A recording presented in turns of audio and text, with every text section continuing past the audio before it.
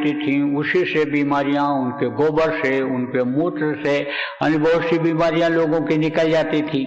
लेकिन अब तो यानी समझो कि सब लोग नहीं पाल सकते। आज के मशीन के युग में, दौड़ धूप के युग में, यानी आप समझो जनसंख्या बढ़ने के कारण सब लोग अपनी जगह अपने अपने घर में नहीं पाल सकते, तो जगह जगह पर यानी ऐसी व्यवस्था बना लिया कुछ व्यक्तिगत लोगों ने, कुछ सरकारों ने कि गौशालाएं खुलवा दी। तो अब गौशाला तो खुल गई, अब किस भाव से लोगों ने खोला? दूध पीने के भाव से, दूध बांटने के भाव से, कि दूध बेचने के भाव से, कि सरकार से अनुदान लेने के भाव से, किस भी तरीके से। हम तो इसका विश्लेषण नहीं करना चाहते हैं और हम उधर नहीं जाना चाहते हैं, लेकिन ये जरूर कहना चाहते हैं कि जिन गौशालाओं में हालत खराब है गौओं की, उनको चारा नहीं मिल पा रहा है और वो किसी तरह से जी रही हैं, उन गौशालाओं में आप लोग चारा दे दो। एक अभियान ये चला दो। देखो, कहते हैं पहले खुद करो और फिर दूसरे से कहने के हकदार बनोगे। सबसे पहले यानी समझो कि जब यानी लॉकडाउन लगा था तो यहीं से घोषणा हुई थी कि इतने लाख लोगों को भोजन यहाँ से दिया जाएगा, कराया जाएगा, खिलाया जाएगा, कितना खुराक यानी समझो इतने लाख खुराक भोजन खिलाया जाएगा।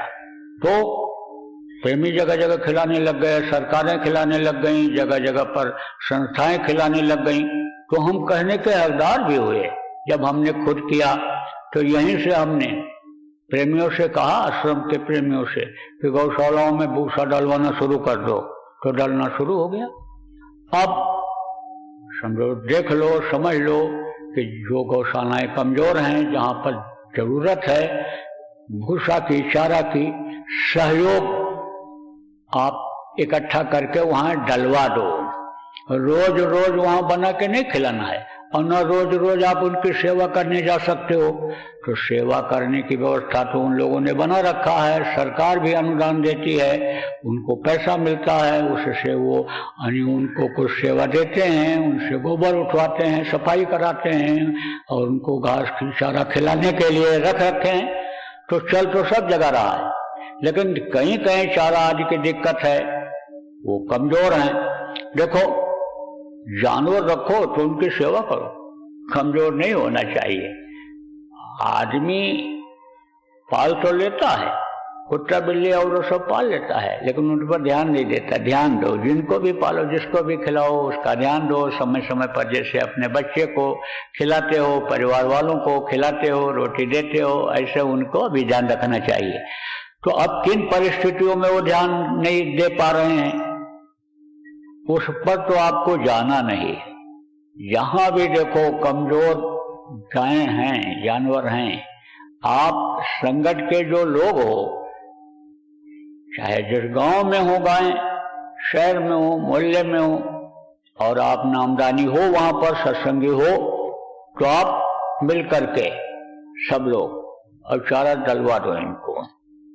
कौओं को भी अब खिलाओ, अब उनको भी भूखे मत मरने दो। प्रेमियों, इन सबका आप लोगों को लाभ मिल जाएगा, फल मिल जाएगा। और आप करके तो देखो, करोगे नहीं, हिम्मत नहीं करोगे, आगे बढ़ोगे नहीं, तो कैसे मंजिल तक पहुंच पाओगे? तो जो भी बातें बताई जाएं उनको पकड़ो, उनको समझो, विचार करो और उस पर अमल करो।